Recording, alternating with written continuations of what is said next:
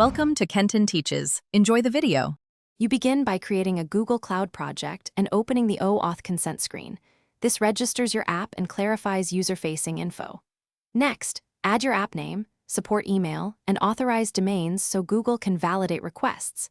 Then create an OAuth 2.0 client ID for a web application and copy the client ID and client secret into your environment variables. Once done, make sure redirect URIs match your app endpoints. Mismatch causes immediate failures when users attempt to sign in.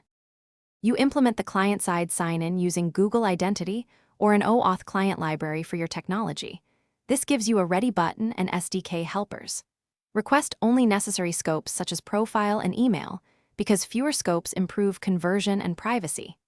After the user consents, exchange the authorization code on your server for tokens and validate the ID token signature and claims. Store refresh tokens server-side or use secure HTTP-only cookies for session tokens, so attackers cannot read them via JavaScript.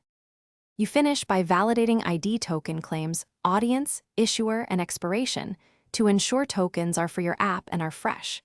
Then implement account linking.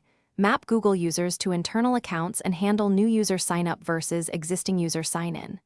Test all flows: first-time sign-in, returning users, revoked consent, and token refresh to prevent edge case failures.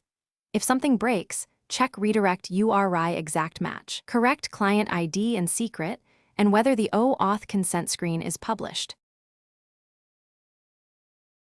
Thanks for watching. Please subscribe if this video was helpful.